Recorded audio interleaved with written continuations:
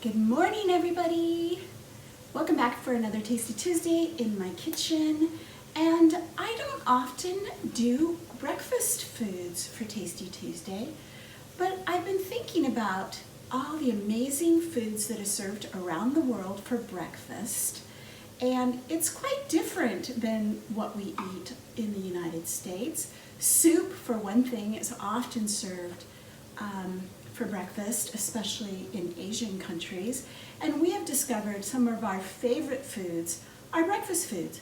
So for the next 3 weeks in a row, I'm going to talk about some different international breakfast foods. And the first one I'm going to tell you about today is called Shakshuka. And we had it in Israel. We had it several times in Israel. But it's sort of a North Africa or Middle Eastern dish, and you will find lots of different recipes and lots of different versions depending on where you're at.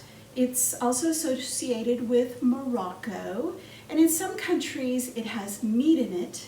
In Israel, we had it with eggs and it was served for breakfast, but also in Israel you would find it on a menu throughout the day. So it wasn't just a breakfast food. It's thought to have come to Israel from Tunisia when the Tunisian Jews migrated to Israel. So now it's associated often with Israel. So it's a very easy dish. It has onions, tomatoes, potatoes, eggs. Some recipes don't have potatoes, and some recipes are a lot spicier. But today I'm going to show you a version that I found, a recipe on Pinterest, that's very close to what we ate in Israel. So let's get started. So on my stovetop I have 1 onion, or about a cup of sliced chopped onion, and I'm doing this in a non-stick skillet in about 2 tablespoons of olive oil. But I want to share with you this little cast iron skillet is how we were served shakshuka in Israel. So a 1-person serving right in here. I'm making a serving for 2 today, and I didn't have 2 of these, so I'm doing it in just one of my skillets. So this onion has been on the stove top for 2 or 3 minutes, and it's looking really nice. And now I'm going to add potatoes.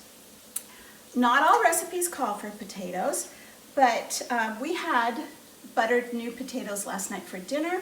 I've chopped up the leftovers. They're going in here. Sometimes you'll see shredded potatoes or other sliced potatoes, and usually they would be going into your dish raw. But these are already cooked, so they're not going to need to take very long. So I have about 1.5 cups of chopped potatoes. That's going to take just a moment, and at the same time I'm going to add my spices. So here we have 1 teaspoon of cumin, 1 teaspoon of cinnamon, 1 teaspoon of, what am I forgetting? Oh, paprika, some salt and pepper, and about 1/2 teaspoon of red chili flakes. So that all goes in.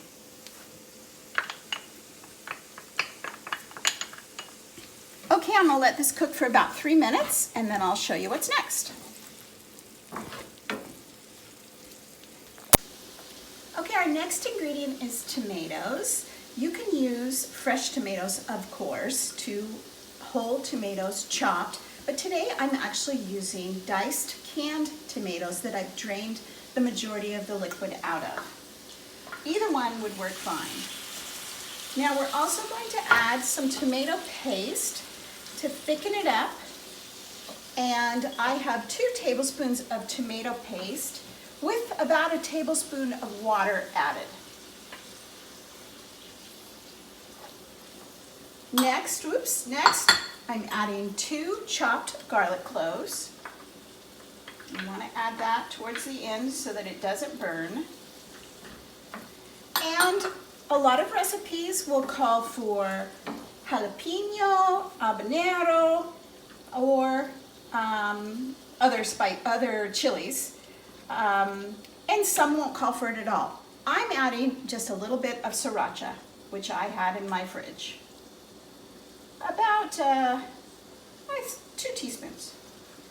Now we're going to let this cook.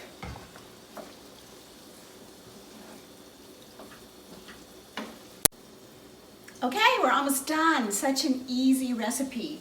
Now we've got our beautiful veg all simmering here, and I'm going to make 4 wells in here, and we're going to break our eggs right into the pan.